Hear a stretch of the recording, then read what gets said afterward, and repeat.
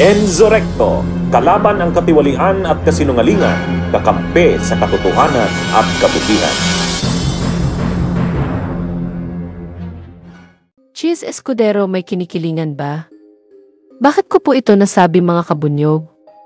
Dahil po, mga kabunyog, ang daming dahilan ni Cheese para lang hindi mag-umpisa ng impeachment trial laban kay Sara. Pero itong pahiring ni Amy Marcos hinggil dito sa pag-aresto kay Digong agad-agad. Pinayagan ni Cheese Escudero na magsagawa ng investigasyon hinggil dito. Grabe ka, Cheese, wag masyadong halata na panghahalata ka naman.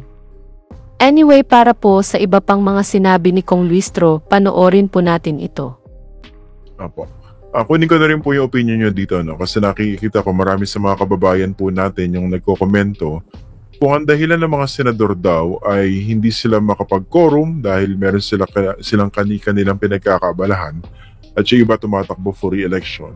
Pero nakakapag-hearing naman sila during the recess. In particular, si Senator Amy Marcos, nakapag-hearing siya at mayroong pagsusunod patungkol dun sa pagkaka-aresto kay dating Pangulong Rodrigo Duterte ng Interpol at nadala sa ICC. Ano pong tingin niya ron? Ayaw mag-impeachment trial during recess pero nakakapag-hearing naman po. That's why we felt a little frustrated, no? Na in spite of our position that we conduct the impeachment hearing earlier, naging very firm ang ating Senate President about the timeline, which he shared to the public already, no? Lalo kaming na-frustrate nung nakita na namin na may mga hearings na nagaganap sa Senate. You're right, kung nakakapag-hearing sila, how come that they could not proceed with convening the impeachment court so we can start with the impeachment hearing, no? This is the reason also, Christian, why we were prompted to file the motion for issuance of writ of summons, no? Kasi nakita ng sambayan ng Pilipino na kaya naman pala ng Senado mag-conduct ng hearing during this campaign period. Nagbaka sakali tayo na baka tayo pagbibigyan na mag-issue na ng summons so the Vice President can file her answer and perhaps we can proceed with the impeachment hearing. But apparently, I have not received any official information about the response of the Senate to our motion, no? In spite of our frustration, Christian, no? We are cognizant of the fact that there's only one impeachment court and that is the Senate. Kung hindi nila tayo pagbibigyan, I believe wala tayong choice but to submit to the timeline which the Senate President already shared to the public. And that is to convene on June 2, which is after the 2025 election. Pero yun nga po, di ba marami ring moving parts yan yung June 2. Paano kung hindi na pala siya maging Senate President by that time? That's one factor, di ba? Tapos, pagkatapos sa election, may iba yung composition ng mga senador. Ang daming pwede mangyari po, ano? May tanong po ako dun sa ano, no? Yung motion ninyo for the issuance of the writ of summons. Hindi naman dapat mahirap po ito? Although that would presuppose that they would have to convene as an impeachment court. Tama po ba yan? To be able to do this?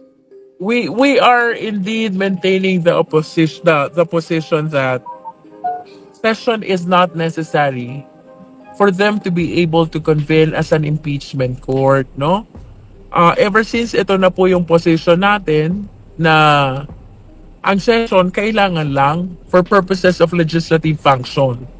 And the same must be distinguished from an impeachment process. As a matter of fact, itong provisions on impeachment, you don't see that in the chapter for legislative department. Instead, you see this in the chapter for accountability, which means na iba dapat ang approach kapag dating sa impeachment process, no? And that is why we are maintaining this position.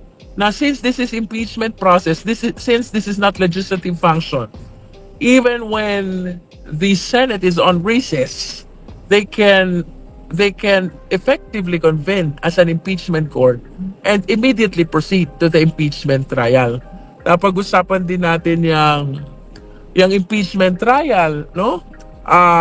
Naging napakahaba ng ating mga debate about forthwith, no? I just want to share na tatlo ang modes for filing an impeachment complaint. One is by some, any member of the House. Second ay by any private citizen so long as the same is sponsored by Endorse. any member of the House. Ang third is by one-third of the members of the House, no?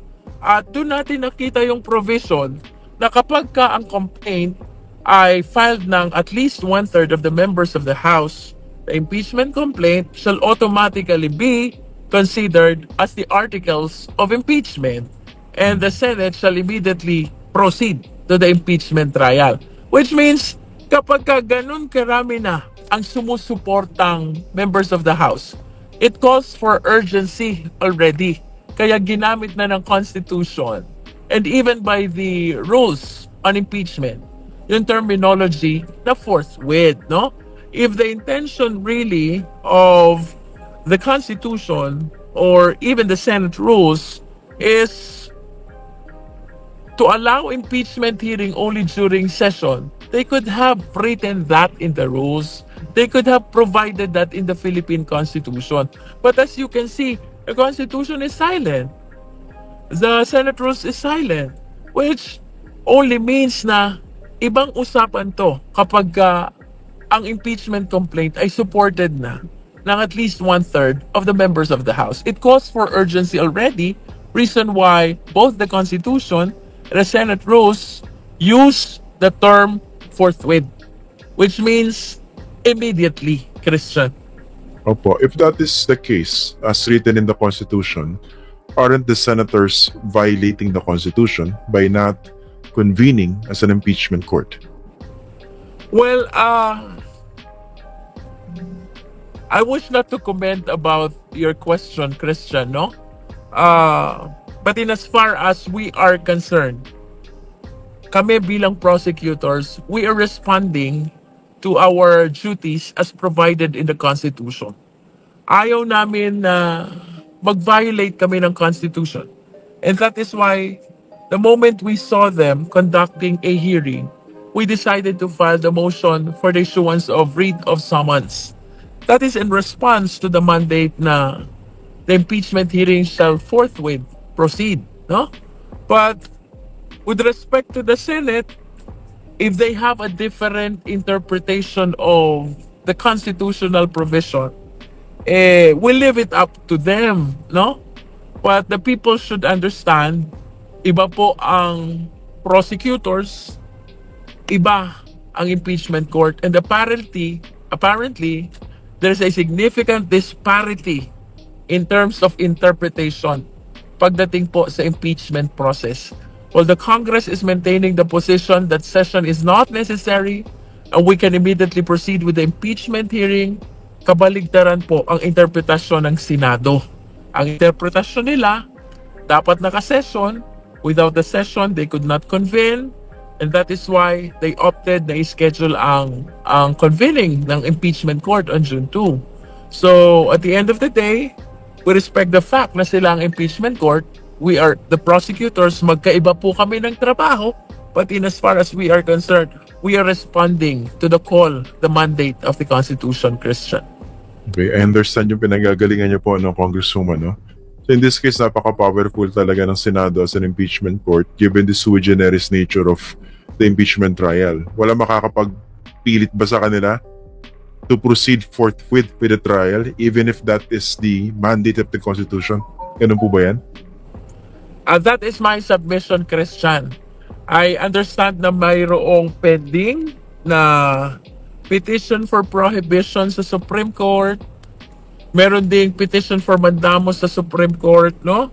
Pero without preempting the decision of the Supreme Court and with all due respect to them, tingin ko mananaig ang principle of separation of power, and that is in line also with the position which is being maintained by the Senate right now, no?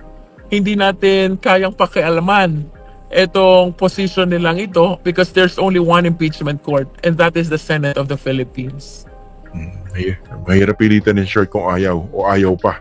Okay, bilang huling punto kung gusto mo na medyo Bunyog, bunyog, halikan na kasama ka. Bunyog, kapag buklod ay may pag-asa. Luzon, Visayas, Mindanao, isa ang pananaw. Sa bagong Pilipinas ang bunyog isisigaw.